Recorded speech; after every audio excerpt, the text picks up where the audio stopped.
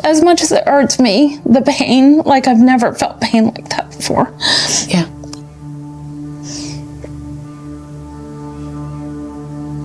To know that I inflicted that same pain on all of my children, and they have to feel that pain too. It's more than I can bear. I can't bear thinking about how much I hurt everybody. Kim is definitely dealing with some guilt and some shame. Her daughter put her on blast. And whatever she might be saying, Kim may be seeing herself in that way anyway. So that means that what I see, what I think about myself may actually be true. The most revealing part of Ethan's update is not that he talks about Teegan, and it is not even that the family clearly wants to know where things stand. It is the way he answers when the question finally lands in the room. Because the second someone asks whether they are actually dating, the whole conversation stops feeling casual and starts feeling like everyone is quietly measuring the space between hope and hesitation. Ethan does not completely shut the door. He does not act like Teegan is just some random person from his past, and he definitely does not speak like someone who has emotionally walked away. But he also cannot give the simple answer that would make everybody relax, because what he gives instead is that uncomfortable middle ground where two people are talking, spending time together, maybe even moving towards something, but still not standing on solid enough ground to call it official. That is what makes this scene feel heavier than it looks on the surface, because Ethan is back in Georgia. He is around family. He is working on a bench for his mom, and everything about the moment is supposed to feel normal, peaceful, almost grounded, like he is just a guy using his hands, building something useful, catching up with people who know him best. But underneath that calm little family check-in is a much messier emotional reality. He may be building something stable with wood right in front of them, but when it comes to his life in Wisconsin and whatever is happening with Teegan, the foundation still feels unfinished. And that contrast is hard to ignore, because it says more than any dramatic argument could have said. When Ethan says things are going good, that sounds like progress. And for a moment, it gives the scene a little hope. Because after everything he has been through, hearing him talk about spending time with someone again feels like maybe he is not stuck anymore. Maybe the move to Wisconsin really did give him a new direction. Maybe being around Teegan again has helped him step out of the emotional wreckage and into something that feels more alive. But then comes the part that changes the temperature of the conversation. Because when the family asks if they are dating and Ethan says, "Not officially," suddenly that hope comes with a warning sign attached to it.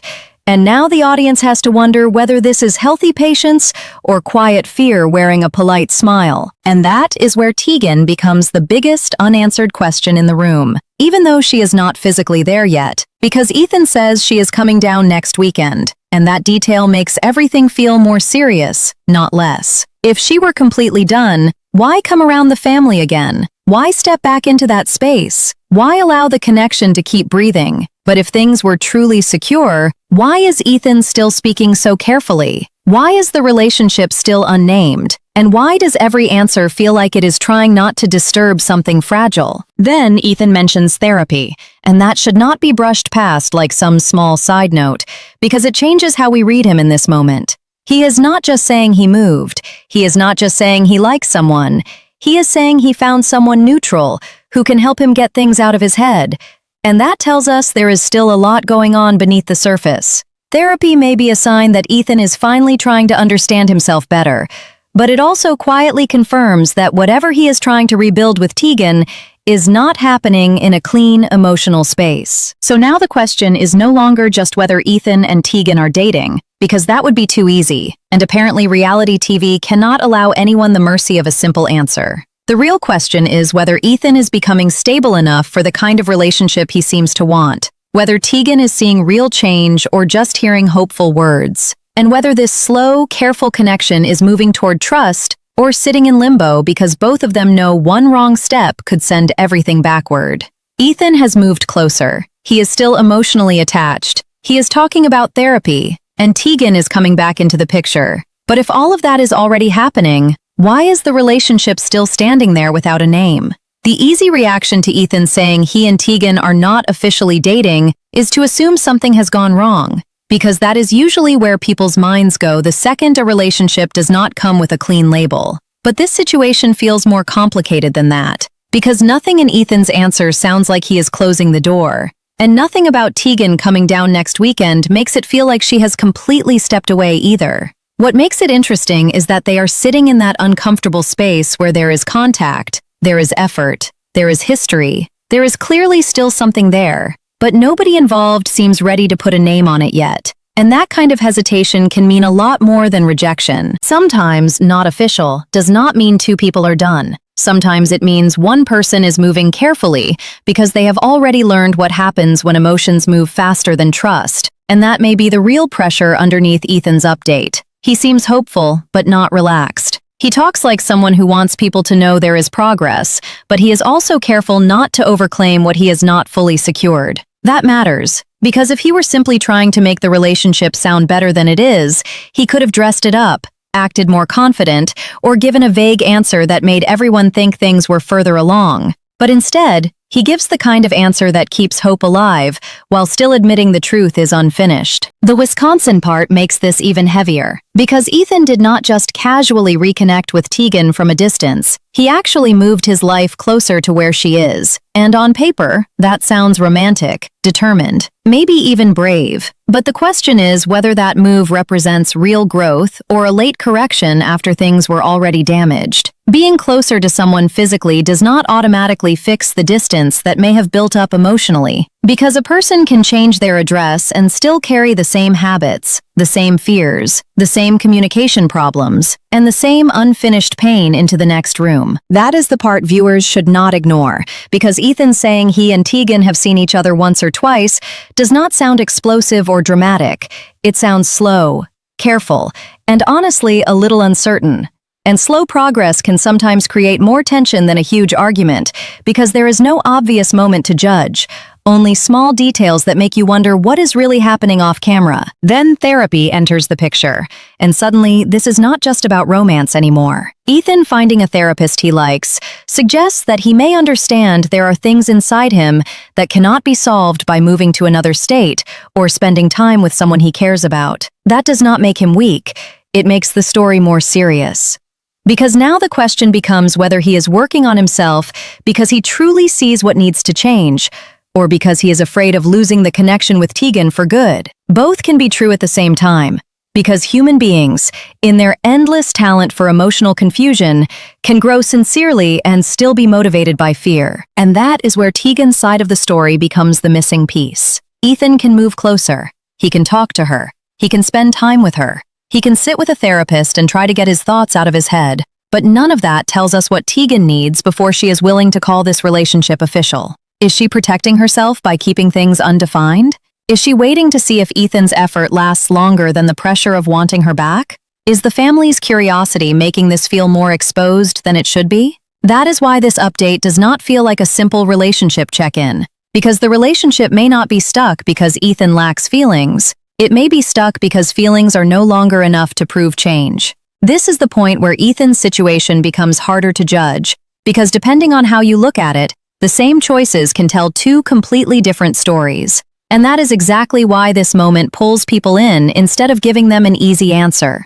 On one side, Ethan looks like someone who is genuinely trying to grow. Because he moved closer to Wisconsin, he is still talking to Teegan, he is spending time with her, he has found a therapist he actually likes, and he is not standing in front of his family pretending everything is perfect when it clearly is not. There is something important about that, because for once, he is not selling a polished version of the situation. He is giving a careful answer that admits progress exists, but certainty does not. From that angle, maybe the fact that he refuses to call it official is not weakness, maybe it is maturity. Because if Ethan has learned anything from past emotional damage, maybe he understands now that trust cannot be rushed just because he feels ready. Maybe he knows Teegan needs to see consistency over time, not just hear another hopeful promise.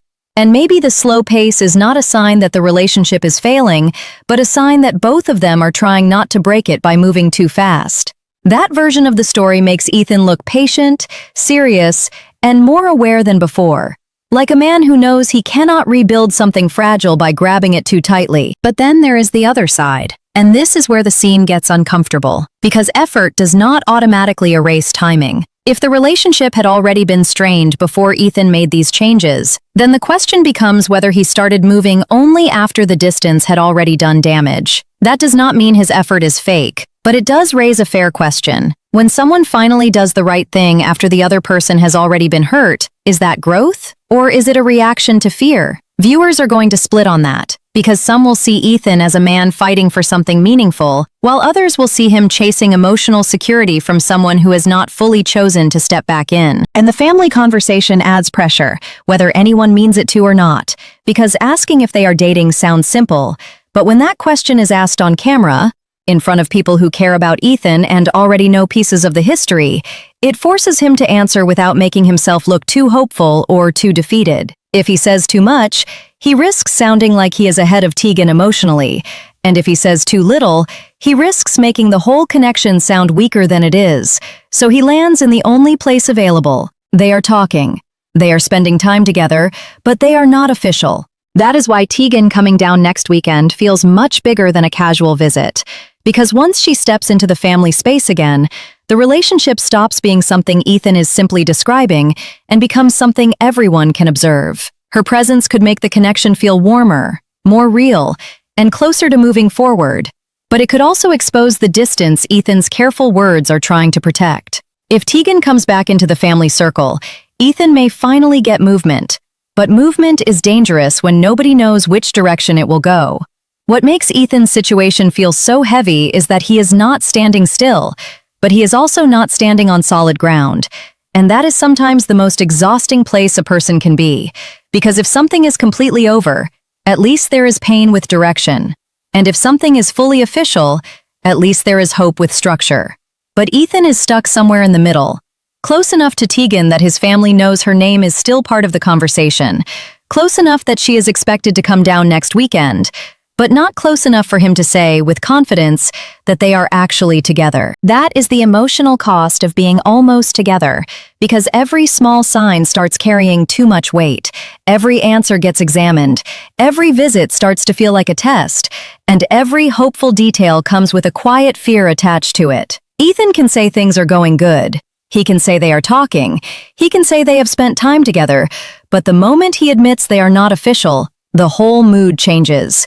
Because now the audience is not just watching a relationship update, they're watching someone try to balance hope without looking foolish and honesty without sounding defeated. And that is why the image of Ethan building that bench matters more than it first seems. On the surface, it is just a simple family moment. A guy working with his hands, making something for his mom, doing something practical and steady. But emotionally, it almost feels like the show is putting the contrast right in front of us. Ethan can measure the wood, cut the pieces, line things up, and slowly build something that will hold weight. But the relationship with Teegan does not work that way. There is no exact measurement for trust, no clean instruction sheet for timing, no easy way to know whether one person's effort is landing the way they hope it is landing. His family seems warm and curious, but even that warmth creates pressure, because once people start asking about Teegan, once they know she is coming down, once the relationship becomes something everyone can talk about,